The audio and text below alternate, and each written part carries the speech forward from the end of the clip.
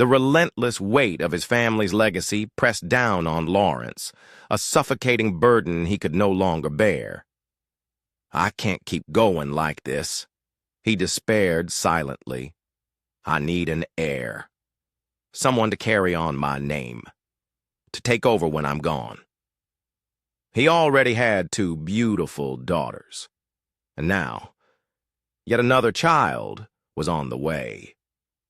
With each pregnancy, a desperate hope ignited within him, only to be extinguished by the same outcome. The pressure was immense, the future slipping through his grasp. What if he never had the son he so desperately needed? What would become of everything he had built? This consuming fear, this gnawing uncertainty, was eroding his hope, leaving him to wonder how much longer he could endure the frustration. Yet despite this internal turmoil, Lawrence and his wife, Janet, were outwardly a beautiful couple, admired and beloved by all who knew them. Their 2 daughters, Elizabeth and Doris, were a testament to their love. And with Janet expecting again, their family seemed complete to many. But not to Lawrence. One day, his growing frustration finally erupted. "I truly hope this baby isn't another girl," Lawrence declared to Janet, his voice edged with exasperation. "I'm tired of having only daughters. I absolutely need a son to carry on my name." His words, sharp and unthinking, pierced Janet deeply. She struggled to maintain her composure, her voice trembling slightly as she replied, "Lawrence, this isn't something I can control. It's what you put inside me, not something I can choose." But Lawrence, blinded by his singular desire, remained unyielding.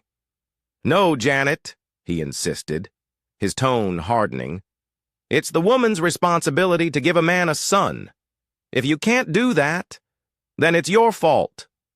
A pang of sadness and a heavy knot of worry tightened in Janet's chest. Desperate for any glimmer of good news, she scheduled an ultrasound. When the results came back, the doctor's words confirmed her worst fear. It was another girl. Her heart plummeted. Knowing the depth of Lawrence's impending disappointment, a desperate thought took hold. She couldn't bear to see his face fall, to hear his bitter words again. And so, with a heavy heart, Janet chose to keep the news a secret. That evening, arriving home, Janet looked Lawrence in the eye and, against the truth, announced, "The baby is a boy."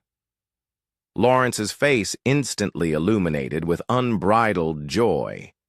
He was so ecstatic that he immediately called his mother, eager to share the news.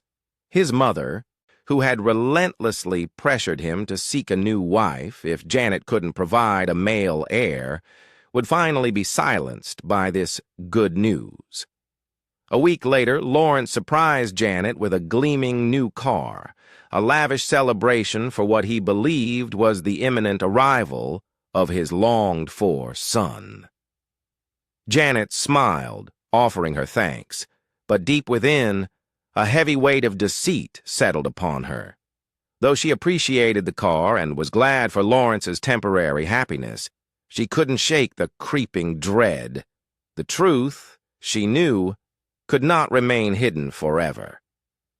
Each passing day, her anxiety intensified, the lie growing heavier as she fretted over how long she could possibly maintain the charade, and more terrifyingly, what would happen when Lawrence inevitably discovered the truth. The burden of her deception felt crushing, and Janet agonized over the profound impact it would have on their family's future. Finally, the day of Janet's delivery arrived, and Lawrence was brimming with anticipation. He had eagerly awaited this moment, picturing his son in his arms.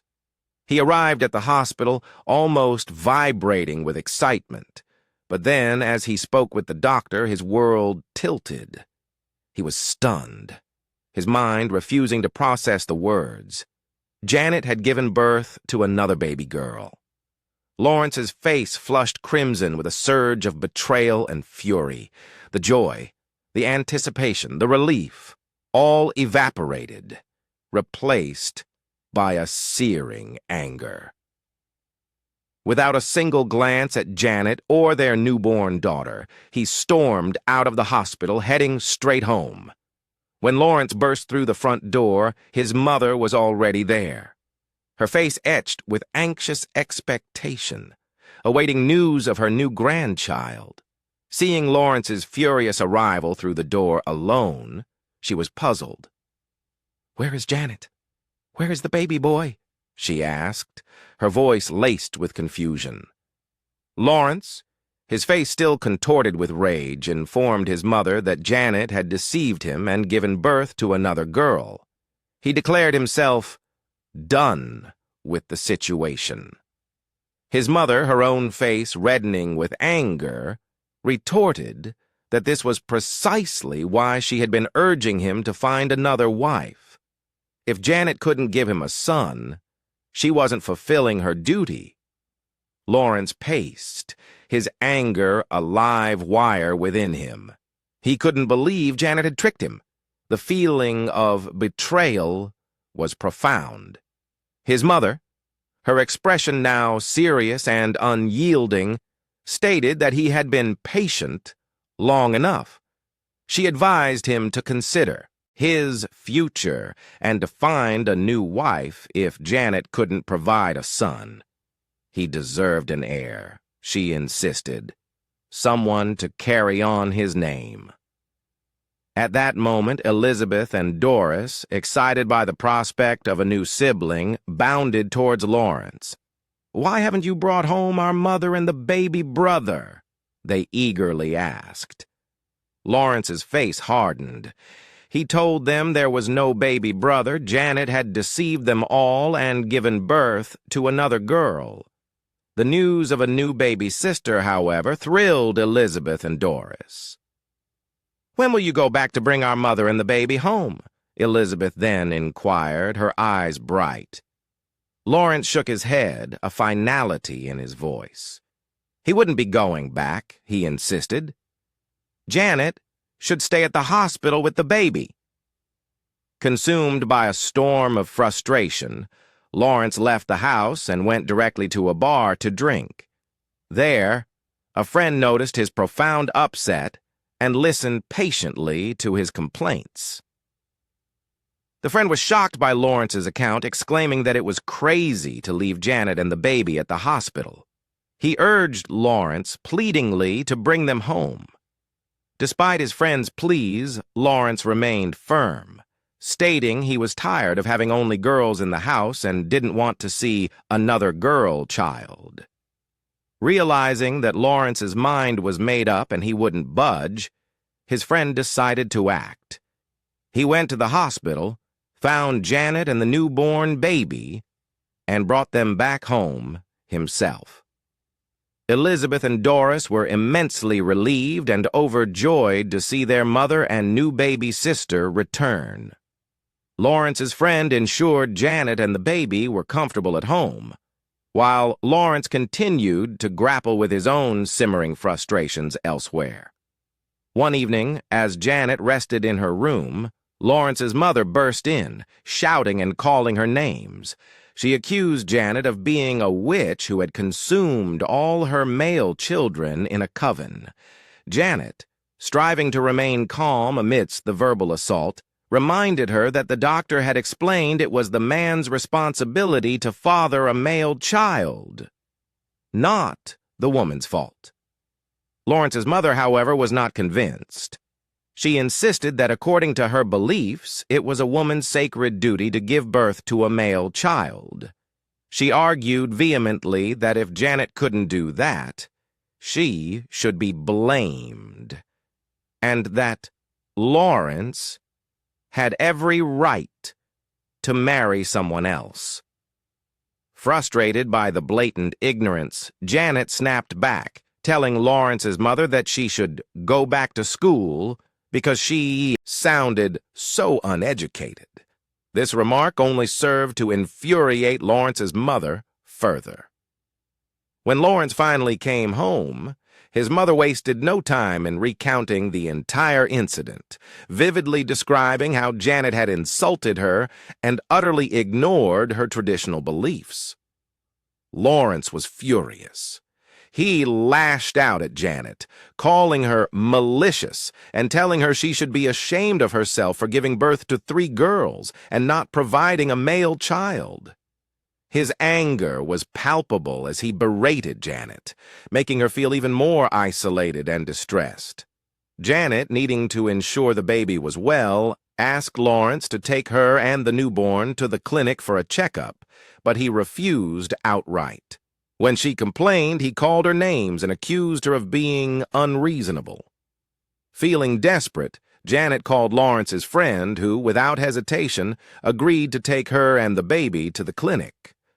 When Lawrence returned home, his mother was waiting for him, her expression thoughtful. She told him he should go for a DNA test because she wasn't sure he was the father of the 3 children. Lawrence was stunned. "Why do you doubt me?" he demanded. His mother explained that Lawrence's friend had taken Janet and the baby to the clinic, subtly suggesting that since his friend was involved, there might be more to the situation than he knew. This insinuation only intensified Lawrence's anger and confusion, making the atmosphere at home even more strained. Feeling betrayed and fueled by suspicion, Lawrence went to confront his friend. When he found him, he demanded to know why his friend had taken Janet and the baby to the clinic without his permission.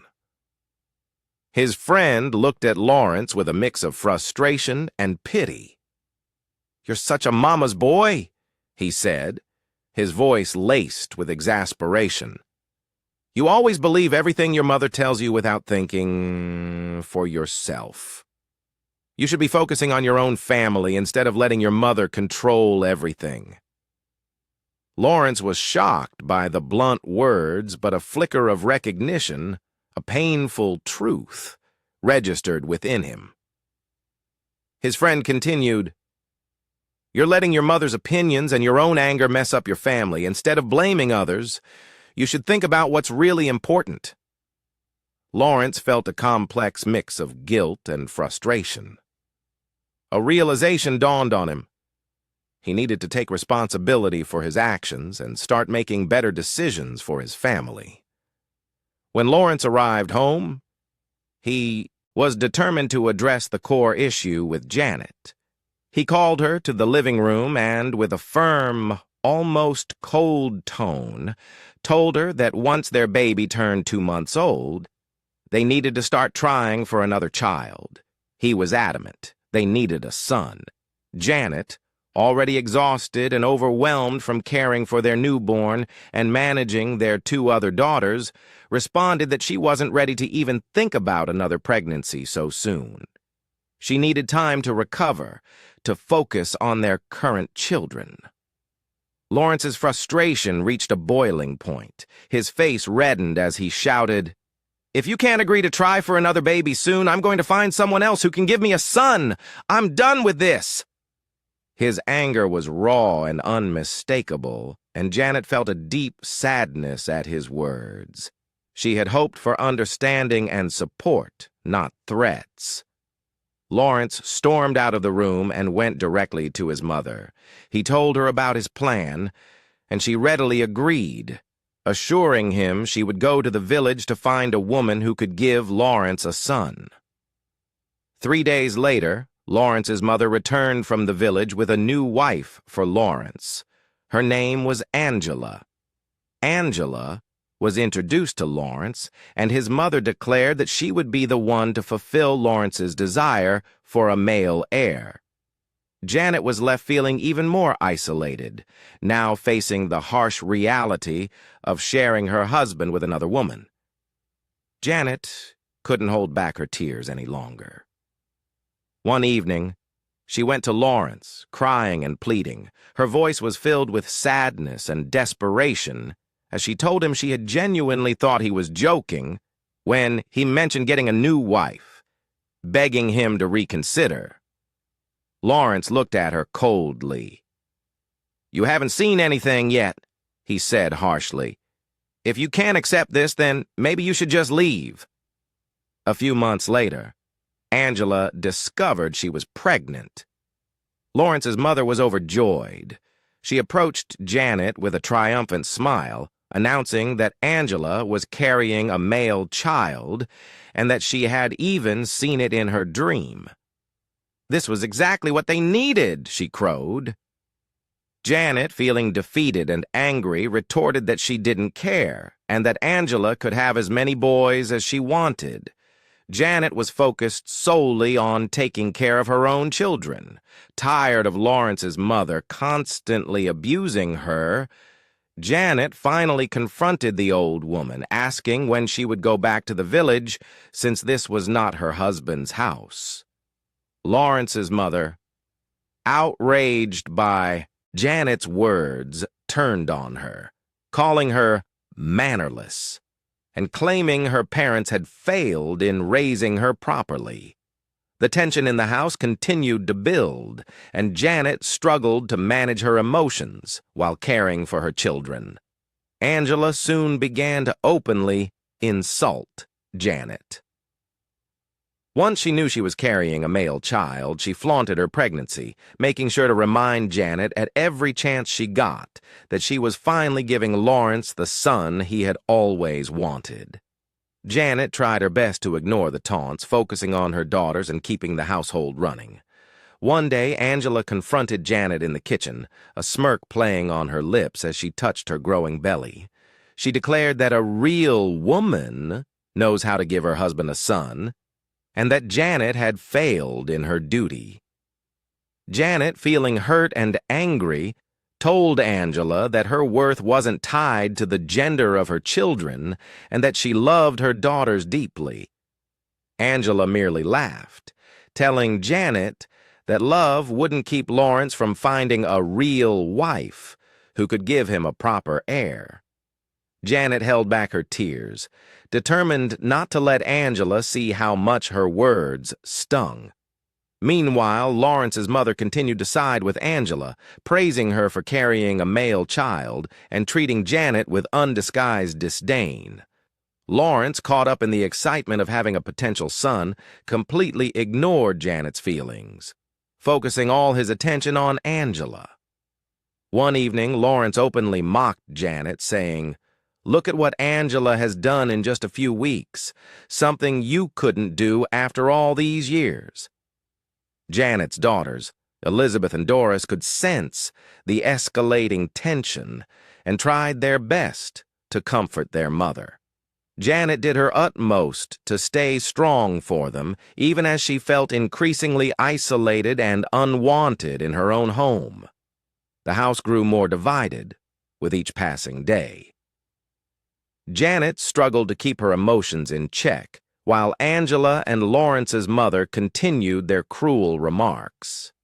The situation weighed heavily on Janet, but she remained focused on her daughters, determined to provide them with as much love and stability as possible. Finally, the day came when Angela went into labor. Lawrence and his mother were filled with an almost frantic anticipation, eager to welcome the new baby into their lives. Janet, in contrast, stayed cloistered in her room, praying for strength to face whatever new challenges the birth would bring. When the baby was born, Lawrence and his mother rushed to the hospital. The doctor emerged with a broad smile, announcing the news they had so desperately awaited. Angela had given birth to a healthy baby boy. Lawrence was instantly overjoyed, overwhelmed by a profound sense of pride and relief. Back at home, Janet braced herself for the inevitable changes. She knew, with a heavy heart, that her already diminished place in the family had now been further reduced to almost nothing. And indeed, when Angela and the new baby arrived home, things became even worse. Lawrence, now completely focused on his son, stopped paying the school fees for Elizabeth and Doris. He also ceased giving Janet money for their clothes, essentially cutting off all financial support for his daughters. Janet was deeply worried, the financial strain immediate and severe, and decided she had to talk to Lawrence about it. One evening, gathering every ounce of courage she possessed, she asked him why he had changed so drastically. Lawrence looked at her with a chilling coldness. "I don't have money for girls," he stated flatly. He went on to tell her that girls usually ended up in the kitchen, and that he was simply not ready to waste his money on them. Janet felt a deep sense of betrayal. She reminded Lawrence that their daughters were smart and deserved a good education, insisting that girls could achieve great things too. Lawrence merely shrugged, dismissing her words, and walked away, leaving Janet feeling utterly helpless and alone. As the days passed, the situation grew increasingly unbearable. Elizabeth and Doris, keen observers, noticed that their father was treating them differently. They approached their mother, their young voices laced with confusion, asking why he was acting this way. Janet, holding back her own tears, tried to explain, telling them their father was going through a difficult time, and that they needed to be strong. Determined to provide for her daughters, Janet began working 2 jobs, taking on extra shifts to make ends meet. Despite her tireless efforts, it was a constant struggle to provide, and the girls inevitably felt the strain of their father's blatant neglect. Angela, keenly aware of the growing tension in the house, seized every opportunity to boast about her son and her new favored position. She relished seeing Janet struggle, and frequently made snide comments about how Lawrence finally had a real family. Lawrence's mother continued to support Angela, often pointedly ignoring Janet and her granddaughters.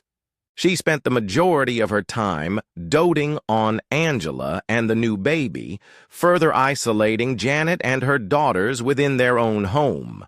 One day, Elizabeth and Doris came home from school in tears. They had been sent home because their school fees had not been paid. Janet, her heart aching, comforted them, promising that she would find a way to pay the fees, no matter what. That night, Janet approached Lawrence again, pleading with him, begging him to reconsider his stance for the sake of their daughter's future. Lawrence remained unmoved. He repeated, his voice devoid of emotion, that he saw no point in spending money on girls who would only end up cooking and cleaning. He told Janet to be grateful for what they already had, and not to expect more.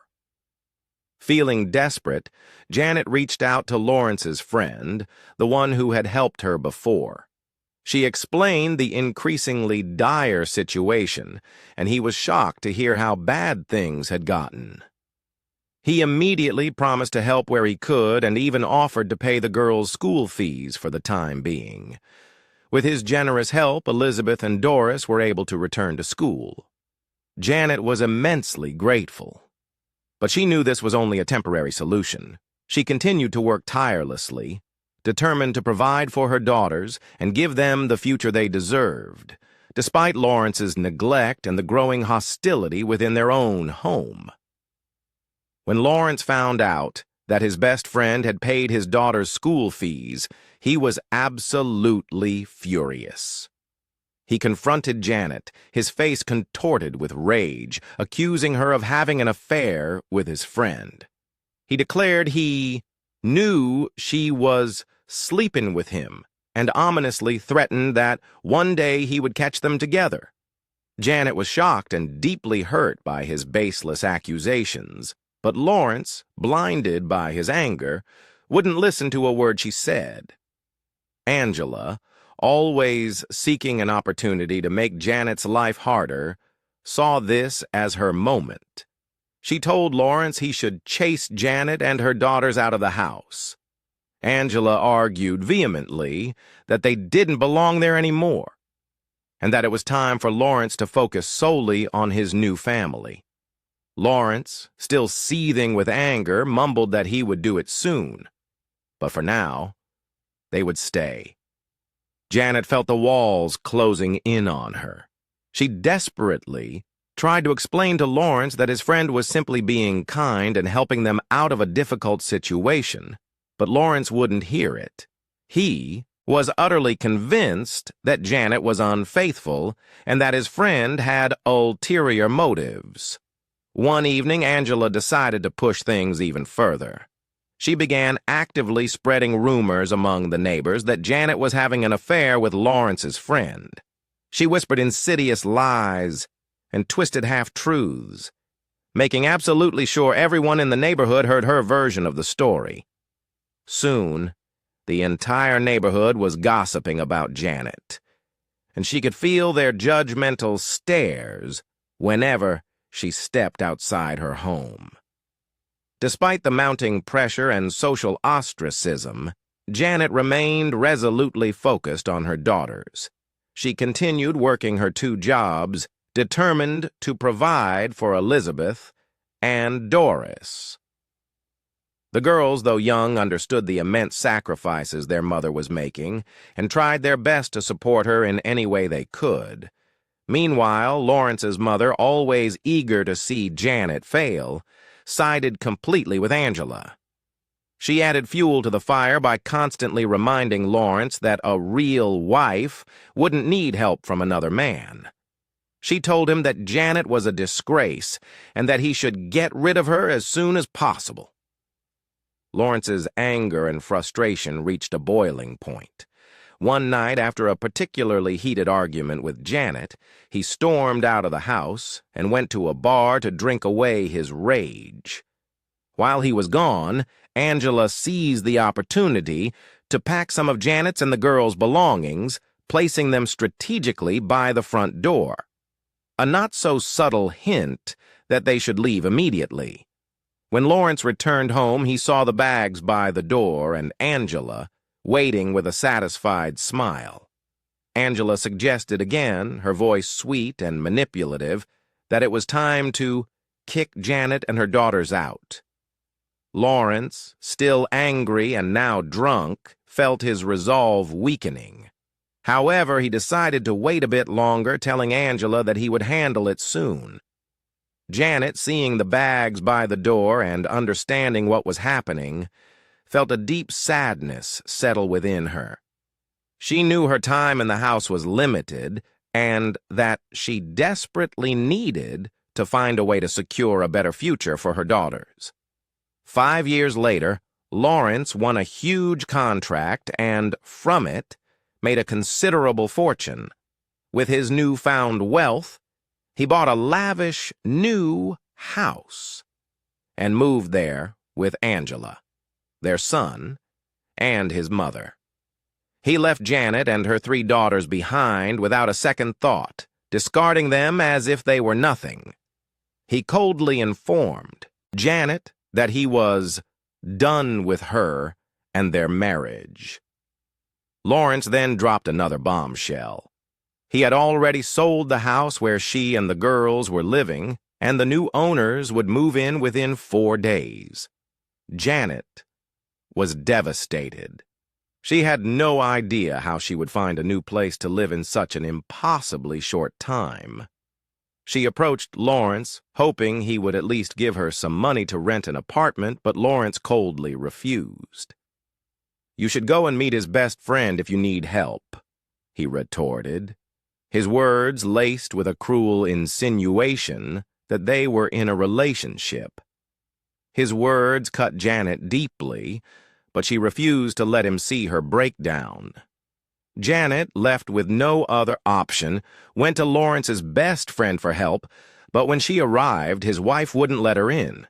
She curtly informed Janet that her husband was tired of Janet, constantly disturbing him with her problems. Janet felt another door slam shut in her face. She couldn't go to her parents' house either. They had disowned her years ago, having warned her not to marry Lawrence, warnings she had disregarded. With absolutely nowhere else to go, Janet and her daughters ended up living in an uncompleted building. They began begging in the streets, struggling just to survive each day. Elizabeth, now a teenager, tried to comfort her mother, telling her that they would get through this together. Doris, still young but wise beyond her years, promised to help in any way she could. Despite their dire situation, Janet remained fiercely focused on her daughters, doing her best to keep them safe and hopeful. Meanwhile, Lawrence continued his life of luxury with Angela and their son in the new house. He lavished them with gifts and reveled in his new wealth, feeling no remorse whatsoever for abandoning his first family. Angela, now even more confident and secure in her position, continued to belittle Janet whenever she got the chance, clearly enjoying the immense power she held over her. One day, Janet managed to find a small job cleaning houses, which provided just enough money to buy food for her daughters. The work was hard and physically demanding, but Janet was determined to do whatever it took to support Elizabeth, Doris, and little Grace. The girls, though young, understood the profound sacrifices their mother was making and tried their best to support her in any way they could. One morning, Janet went to one of the houses where she worked. While cleaning the kitchen, she couldn't hold back her tears any longer. She remembered with agonizing clarity how she once had a perfect life with her husband and children, a life now irrevocably shattered. Just then, Chief Bernard, the owner of the house, walked in. He saw her crying and asked, his voice gentle, "What was wrong?" Janet tried to hide her tears, attempting to brush them away as she said nothing, but Chief Bernard, sensing her deep distress, gently persuaded her to open up. Janet then, tears flowing freely, narrated everything that had happened to her and her daughters, from Lawrence's obsession with a male heir to their abandonment and current destitution. Chief Bernard was genuinely shocked that she had to endure such hardship simply for not having a male child. He listened carefully, unable to believe the cruelty she had faced. He immediately told Janet that it was far too risky for her and her daughters to continue living in an uncompleted building. He insisted that they move into his house for their safety, offering them a secure refuge. Janet was overwhelmed with happiness and gratitude. She moved in with her daughters, and Chief Bernard, true to his word, enrolled them in one of the best schools in the area. The girls, finally in a stable and secure environment, began to thrive. They made new friends, excelled in their studies, and for the first time in a long time, started to feel a sense of normalcy and happiness that had been so cruelly missing. Meanwhile, Angela continued to spoil and pamper her son, Jason, excessively. She gave him anything he asked for, believing it was the best way to show her love. Neighbors started to gossip about the way Angela was raising her son, commenting that this wasn't the right way to train a child. One of Angela's friends even told her directly that she was spoiling Jason too much, but Angela simply dismissed her friend's concerns, proudly stating her son was simply enjoying his father's money. As Jason grew older, his behavior started to become a significant problem. He became increasingly demanding and disrespectful, expecting everything to be handed to him on a silver platter. Angela, blinded by her doting love for him, didn't see the long-term damage she was causing. Lawrence, too busy with work and maintaining his newly acquired status, didn't pay much attention to the situation, trusting Angela to handle their son's upbringing. Back at Chief Bernard's house, Janet and her daughters found a new sense of family and unwavering support. Chief Bernard treated them like his own, always offering sage advice and gentle guidance. Elizabeth, now in her final years of school, began diligently preparing for college with ambitious dreams of becoming a doctor. Doris discovered a profound talent for art and eagerly wanted to pursue it further. Grace, the youngest, blossomed into a bright, cheerful, and universally loved little girl. One day, as they sat together in the tranquil garden, Janet, emboldened by their comfortable camaraderie, asked Chief Bernard about his family. She had always been curious, but had never felt it was her place to ask. This time, she gathered the courage to bring it up. Janet wanted to know more about Chief Bernard's past, wondering if he had a wife and children. Chief Bernard smiled gently, a hint of wistfulness in his eyes, and began to share. He told Janet about his past marriage and the 2 children he had. His children, he explained, were studying abroad, diligently pursuing their dreams, and he felt immensely proud of their achievements. Though it was hard being away from them, he found comfort and joy in their frequent calls and holiday visits. Janet listened intently, feeling a mix of curiosity and genuine sympathy. She could clearly see how much Chief Bernard missed his children, but she also understood his deep pride in their accomplishments. It made her reflect on her own children and the countless sacrifices she had made for them. After a moment of comfortable silence, Chief Bernard then asked Janet if she ever thought about remarrying. The question struck a chord with her. She admitted that while the thought had indeed crossed her mind, she wasn't ready for it. Her sole focus was on her daughters and ensuring they had a stable and happy life. Chief Bernard nodded in understanding, expressing deep admiration for her unwavering dedication. He complimented her on being a strong and incredibly caring mother, and Janet felt a warm sense of gratitude wash over her. She thanked Chief Bernard profoundly for his consistent support, acknowledging how much he had done for her and her daughters. Chief Bernard waved off her thanks, emphasizing the immense joy and light they had brought into his home. He reassuringly told her that it was a genuine pleasure having them there. A few years later, Chief Bernard arranged for 2 of Janet's daughters to be flown abroad for their education, sponsoring their studies entirely. One pursued a career as a lawyer, while the other became a highly successful accountant. The 3rd daughter, who chose to stay with Janet, pursued a career in medicine and was now a respected medical doctor. Meanwhile, Jason, Angela's son, had also graduated. Lawrence, deeming it time to step back, decided to retire and formally handed over his entire company to Jason. Initially, Lawrence was brimming with pride, truly believing Jason would honor his legacy and ensure the company's continued success. However, it wasn't long before Jason began to gravely misuse the company's funds. He spent lavishly on expensive trips, indulged in an opulent lifestyle, and frequently squandered vast sums of money on extravagant parties and women. The company's employees grew increasingly concerned, witnessing the reckless spending and fearing for the very future of the business. Workers began calling Lawrence, frantically complaining about Jason's irresponsible behavior. They warned that if Jason continued on this destructive path, the company might collapse entirely.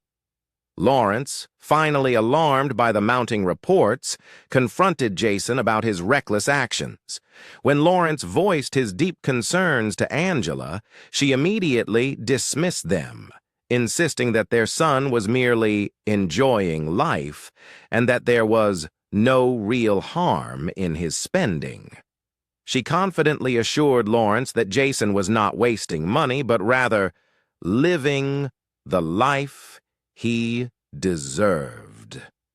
Lawrence began to deeply regret listening to his mother's incessant demands all those years ago. He realized with crushing clarity that his singular obsession with having a male heir had led him to make catastrophic decisions he now desperately wished he could change. He watched in despair as Jason's reckless behavior and the company's rapid decline became the direct, undeniable result of his misguided choices. The company, once a beacon of prosperity, was now drowning in insurmountable debt. In a desperate last-ditch bid to save it, Jason turned to illegal activities. He foolishly hoped that by engaging in these illicit actions, he could somehow turn the business around and prevent its collapse. Unfortunately, Jason's desperate plans spectacularly failed when his accomplices were caught, confessed under pressure, and their confessions directly led to his swift arrest. When Lawrence heard about Jason's arrest, he was utterly devastated. He began drinking heavily, trying in vain to cope with the crushing stress and profound disappointment. As the situation worsened, he ultimately lost the entire company he had worked so hard to build throughout his life. The unbearable weight of failure and regret grew heavier with each passing day. Angela, in a rare attempt to support her son, visited him in jail. During the emotionally charged visit, Jason lashed out at her viciously, calling her a useless mother and placing all the blame for his troubles squarely on her. He angrily told her never to visit him again, clearly expressing his raw anger and deep frustration with her very presence. Angry and profoundly hurt by Jason's cruel words, Angela began seeing other men, trying to escape the harsh reality of her situation. When Lawrence noticed her frequent outings and complained about her behavior, Angela coldly dismissed his concerns. She told him to be quiet, asserting that he was now a poor man and had no right to criticize her actions. The strain on their relationship grew exponentially as Angela's behavior continued to deeply upset Lawrence. He was left grappling with the agonizing fallout of his past decisions, feeling the heavy weight of regret for not valuing Janet and their daughters. Soon, Lawrence lost his new house because he had used it as collateral for a significant loan at the bank. When he couldn't pay off the loan, the bank promptly repossessed his home. Seeing that absolutely everything was now gone, Angela coldly left him. Desperate and with nowhere left to turn, Lawrence went to his best friend for help, but his friend's wife didn't even let him see her husband. She chased Lawrence away from their door, cruelly calling him a madman. With truly nowhere else to go, Lawrence decided to return to the village he had once scorned. In the village, his mother, far from offering comfort, constantly called him a poor man and harshly told him to find work, asserting that she couldn't keep feeding a grown man like him.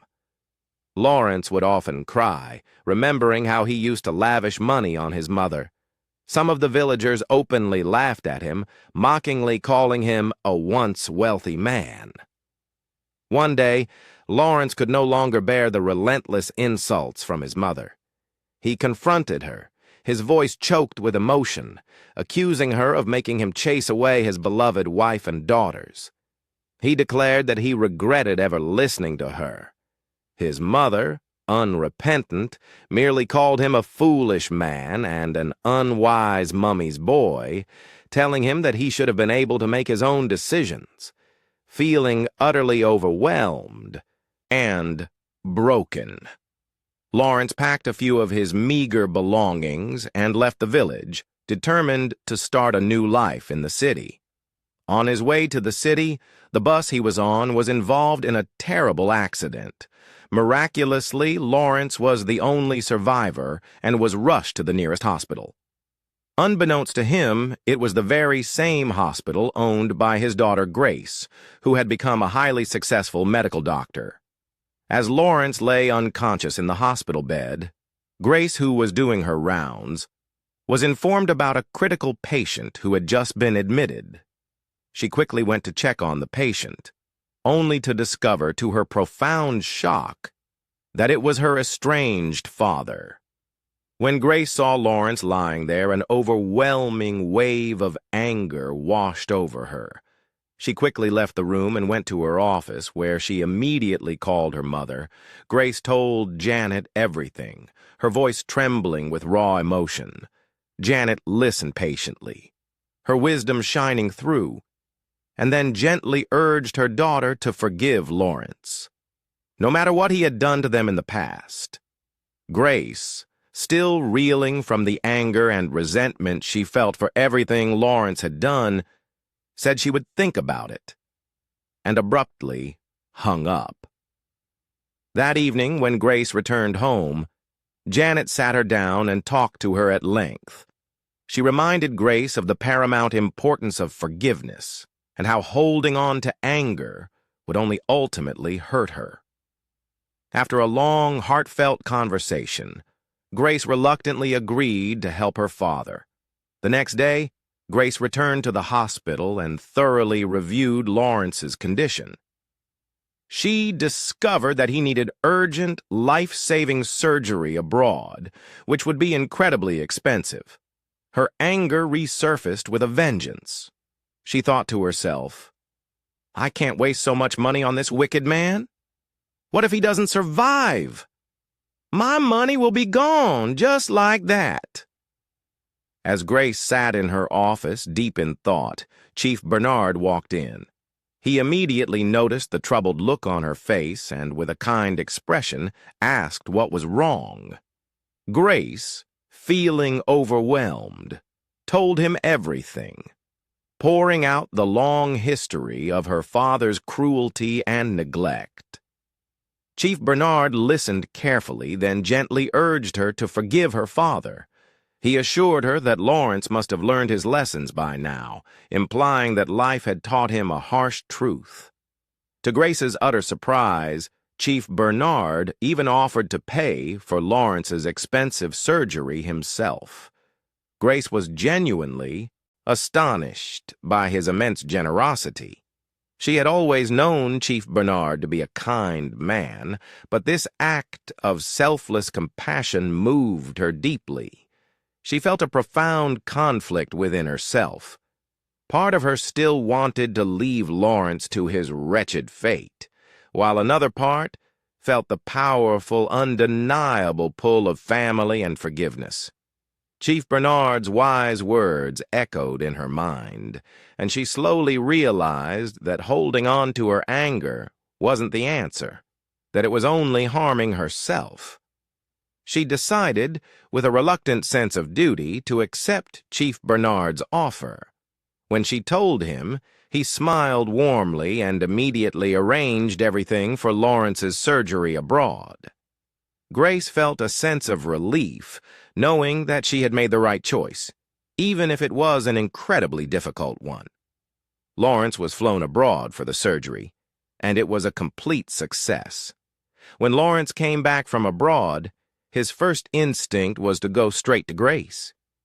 He told her, his voice weary and humbled, that he had nowhere else to go, and that he was now homeless.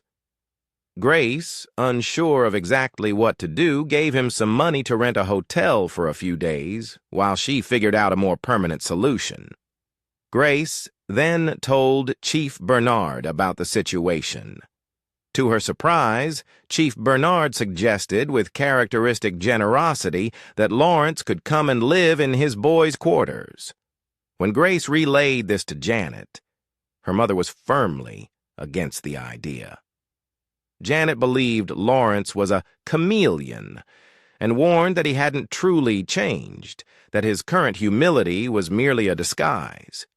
Chief Bernard, however, gently begged Janet to reconsider. He assured her with a knowing smile that Lawrence truly had changed. Janet, still skeptical and wary, asked Chief Bernard why he was so determined to help Lawrence. Chief Bernard simply smiled and told her that she would soon find out, leaving Janet puzzled and intensely curious. Grace was caught in the middle. torn between her mother's deep distrust and Chief Bernard's unwavering faith in Lawrence's transformation. Despite her profound reservations, Grace ultimately decided to trust Chief Bernard's judgment. She informed Lawrence that he could move into the boys' quarters.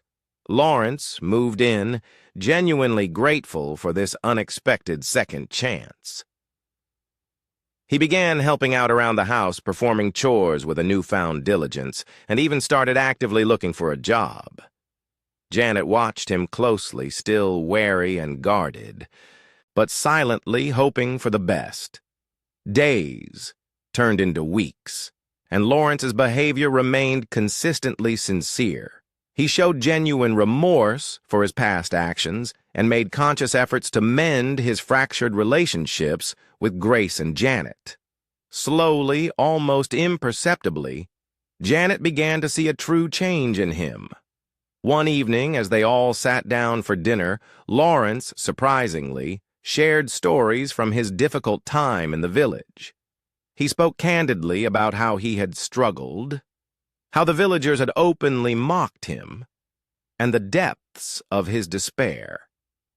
He spoke of his profound regrets and how he wished he could turn back time, his honesty raw and palpable. His sincerity touched everyone at the table. Grace started to soften towards her father. She saw how much he had changed and how hard he was trying. She began to include him more in family activities and even invited him to her clinic to see the important work she was doing. Janet, though still cautious, noticed the growing bond between Grace and Lawrence. One day, she found Lawrence fixing a broken fence in the garden. She approached him, and they had a long, heartfelt conversation about the past.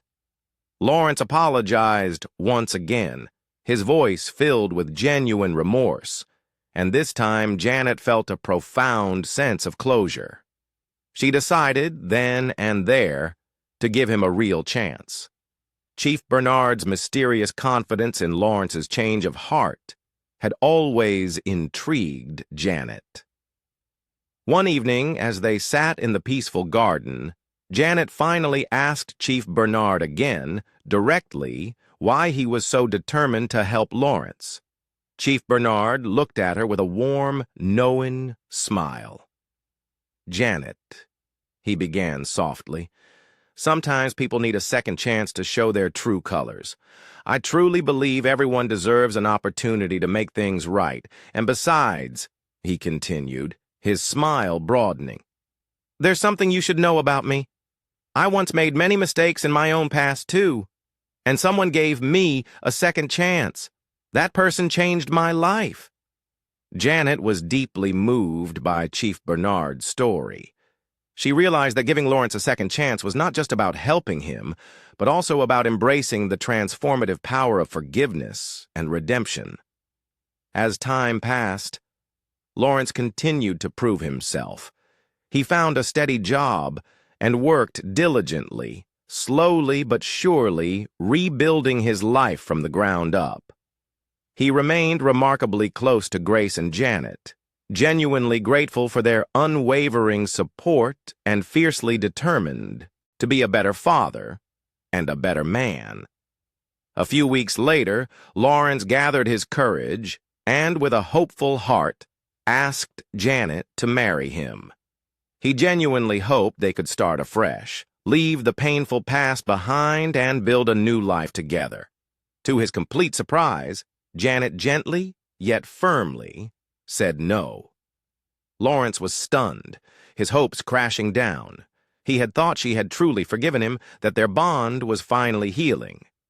Janet nodded, a soft sadness in her eyes. "I have forgiven you," she confirmed, her voice tender. "But I am in love with someone else." Lawrence's breath hitched, a tremor running through him. "Who is it?" he demanded, his voice barely a whisper. "It's Chief Bernard," Janet replied, her gaze steady, unwavering. Lawrence felt a blinding surge of anger and betrayal. He stormed out of the house, his heart aching with a pain he hadn't known since his company crumbled. He regretted with every fiber of his being ever chasing Janet and his daughters out of his house, ever dismissing them so callously. His mind raced with a whirlwind of agonizing emotions as he walked back to his apartment, the bitter truth crashing down on him. How could he have been so blind? How could he have let the best thing in his life slip through his fingers? When Lawrence got home, he couldn't contain his raw rage and despair. He smashed a few things in his room, feeling utterly defeated and broken. He knew, deep down, that Janet leaving him to marry Chief Bernard was the right thing to do, given his past actions and their present circumstances, but it still hurt immensely to see her so happy with someone else, with the very man who had saved her. He had lost absolutely everything that truly mattered to him, all because of his own foolish, misguided decisions. Meanwhile, Janet felt a complex mix of relief and sadness. She knew that rejecting Lawrence's proposal was the right decision for herself and her daughters, safeguarding their future, but it still pained her to see him so angry and broken. She genuinely hoped that he would eventually find peace and move on with his life. As the weeks passed, Lawrence gradually came to terms with his situation. He channeled his energy into self-improvement and building a better future, focusing diligently on his new job and his personal growth. He also made sincere, heartfelt efforts to mend his fractured relationship with his daughters. They were initially hesitant, their past hurts still raw and present, but eventually they began to see the genuine, profound change in him. A transformation born of deep regret and determined effort. One day, Lawrence received a letter from Janet. She wrote about how she wished him well and hoped that he would find peace and happiness. Lawrence felt a profound sense of closure, deeply grateful for Janet's kind words. Life moved forward, and everyone found their own paths to happiness. Janet and Chief Bernard planned their future together, filled with hope and love. Grace and her sisters continued to excel in their careers, making their mother incredibly proud every single day. Lawrence, though he had lost many things, found a new sense of purpose in his solitude. He realized that the most important lessons in life often come from the hardest experiences. He vowed to live his remaining life with integrity and kindness, understanding that true happiness springs from within. In the end, each of them learned that forgiveness, love, and resilience are the ultimate keys to overcoming life's myriad challenges.